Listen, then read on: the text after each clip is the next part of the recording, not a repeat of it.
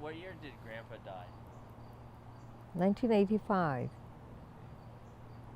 And he died of what? Heart failure. Because of diabetes or stress? He was diabetic. He had hypertension. So was he hospitalized before, or was it just sudden? no, he was in and out of hospital a few years before he died. Yeah. So you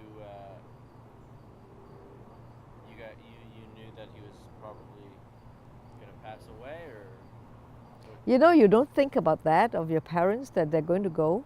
yeah. Not when you're that age. Yeah. And so I know my dad didn't go back to the funeral, and I know Chris was there, but did Andy go back? No. No. No. And what was that time like? What was that time like?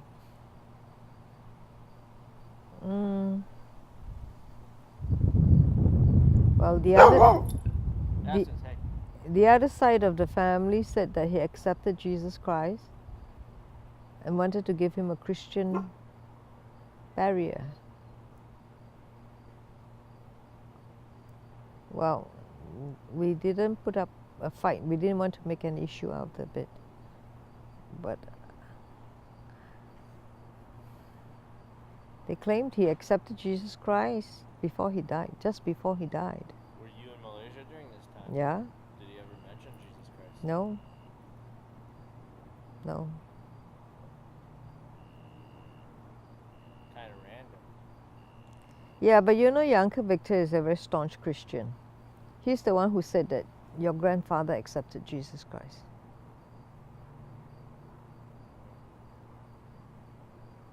Yeah. So there was a priest? Yeah, there was a priest. I think he brought the priest in. I'm not sure. And then what happened with the two families after? What happened? Yeah, he passed away. Nothing much happened. I mean, we still keep in touch. Did Amma and the other wife live together at this time? No, no, no. We've been living apart since 1977. Wow, 1977. Yeah, the two families lived apart. Wow, When the coffee shop was sold. Yeah. So Wait, did he wait. not, Maybe it was 78. I can't remember now. 78 or 79 maybe. Either way, it's still a considerable amount of time before 85. Yeah. And so who was he staying with at that time? With us mostly.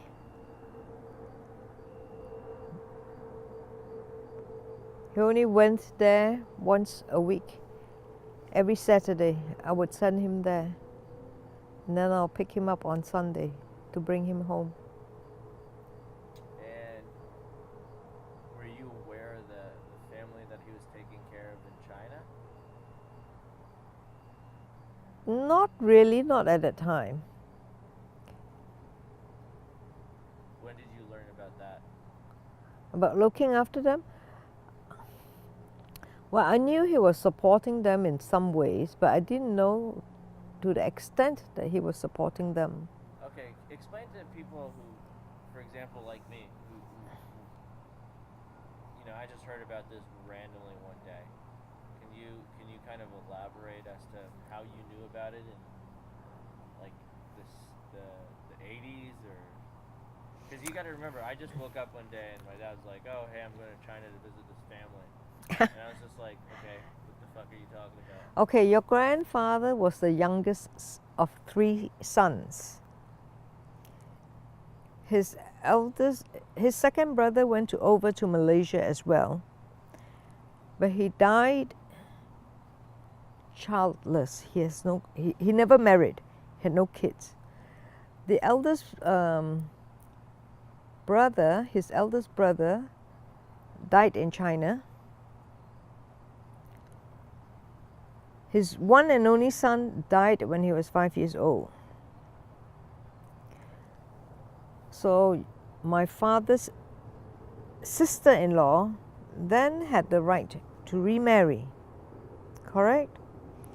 But my father told her not to remarry, because if she does remarry, there will be no one to look after my grandmother. So what he proposed for her to do was to take in a man into the Tiang family. In Chinese customs, it can be done. Usually the woman marries into the man's family. But in China, you can do this. You can take the man into your family, and his children will take over your surname, your family name. That is to ensure that your family name survives. That happens when the man is very poor. So he's willing to do it for money. So he's married into the family. So those relatives of ours in China are not really relatives by blood. They are relatives by marriage. All right. So I have cousins there now, but they're not really blood cousins. I wonder whether does that make a difference To what? to you? To me? In what sense?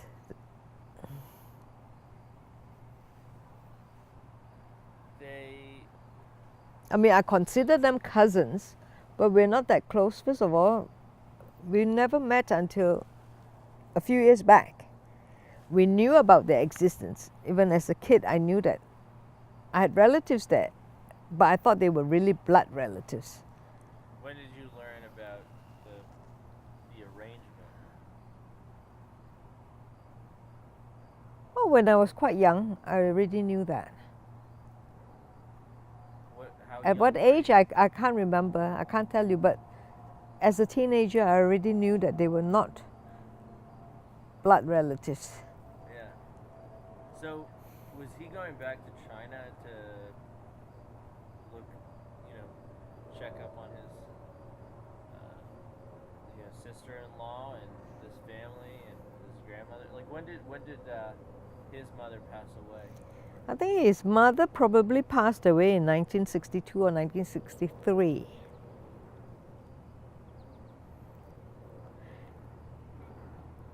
When I went back to China with your dad, that was when I found out that my father had wanted to take all of us back to China.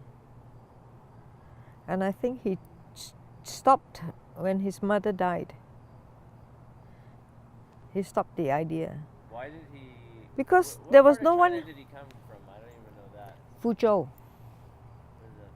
South. It's the capital of the Fujian province. It's in the southern part of China. But it's in a small village that's 20 minutes away from Fuzhou, which is the city. And when you went to this village, what did you feel? Well, I'm into history. I saw the ancestral house. That was something. And they showed the room where my father was born in. Yeah. Yeah. So that was. How come our last name's relatively unique to Chinese? Actually, our last name in Chinese is, if you look at the Chinese character, it's not so unique. Okay. Okay, but it's not as common as Li or Chan or Tan, but it's certainly not that unique. It's ranked number 33. You know, they rank the Chinese surnames by how common it is. Yeah, So I our by surname. going on Twitter and checking if I So can our get surname it. is ranked 33. What is it? What do you mean? What is it? I don't meet any Chinese people with that. I mean, is it if they would anglicize it the same way? Like how? would Okay, you in proper Mandarin pronunciation is Chen, Chen, like Chang, Chen, Chang. Chen. Okay, and then why does that not translate in English? Because we are of the Hokkien dialect. So in Hokkien dialect, Chen is pronounced as Tiang. Oh, That's why our surname is Tiang. okay. Okay. And Tiang is still 33 on that list. Yeah, of course. You just based on the Chinese character, not on Tiang. Yeah. So how would you spell it? Now, if you go by Hanyu Pinyin, is Cheng. That's how it's spelled. My whole life is a lie. No, it's just that the Hokkien would pronounce it that way. The Yeah. Hokkien dialect, yeah. And do you have any inclination as to why he wanted us to go back to China? As who wanted us to go back to China? Your father, my grandfather. Why did he want to take everyone to China? Because his brother had died, his mother was there all alone. Why didn't he just bring them to Malaysia? I don't know why. Because he was born in China, I guess he wanted to go back to China. Why did they leave China in the first place? This is the interesting bit. Okay. When I was a young girl, I always remember my father say that we are so lucky because he suffered as a kid. All right, every Chinese New Year he would have no money to eat good food. He would put his nose at somebody's window and look at people enjoying their meal. So I always thought that he came from a poor family. That's why he had to leave China. Until I saw the ancestral house in China. You know, you've seen those Kung Fu movies? You know, the different courtyards that they have in the house? And the ancestral home was like this. And I said, then the family couldn't have been poor if the family had a house like that. And we were told we have some relatives in Malaysia in a town called Klang. And I was being told that this quarter belonged to that branch of the family. They're cousins of my father. And our family had this quarter. So I was thinking, it doesn't make sense. So why did father say that he had to suffer as a kid? If you have to have a house like this, it didn't jive. So I started to ask. And they said that was then the warlord period. You know, there was a lot of warlords in China, and there was a lot of wars going on. So the warlords would go to the families and say, if you have 4 sons, I leave you 1 son, 3 of them will follow me in the army. If you have 3 sons, you keep 1, 2 will go with me, will join my army. So that's what the warlords would do to each household. So my father's second brother left for Malaysia to avoid being drafted. Then when my father was 10 years old, he left China to avoid being drafted into the army. He followed a man over, located his brother, and he worked. So now then what he said about his childhood being poor, I can understand because he went over when he was 10 years old.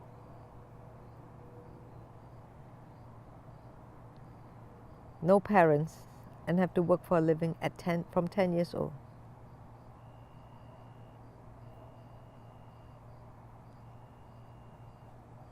So how old was his brother? I think his brother was a few years older than him. So they lived on their own. Lived on their own where? I think they landed in Kuantan, and they found their way to Kuala Lumpur. So they work in Kuala Lumpur. Like a 10-year-old and like a 15-year-old, a 16. Yeah. So they were About. were they homeless? Like, No, they were not homeless because back then there are a lot of clans and associations where you can go and seek help. And you can stay there for a fee until you can stand on your own 2 feet. like the YMCA. Well, you can say, but it's a clan association. So there will be the Hock Chu Association, there will be the Hakka Association, there will be the Cantonese Association, there will be the Teochew Association. So you can go to, and they will be very willing to help their clansmen. So this is what happened, or Yeah, assume? for any immigrant that went from China to Malaysia or to Singapore for it. Okay.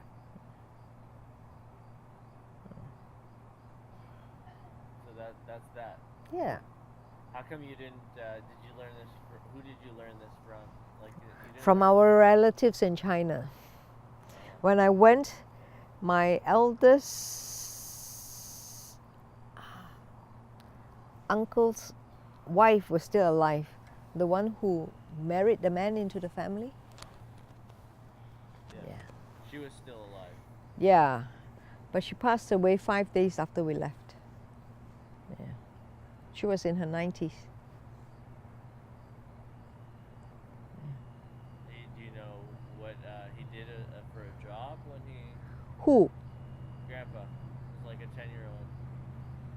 Oh, washing plates, washing dishes, anything to earn money. But I'm not clear. I don't have that.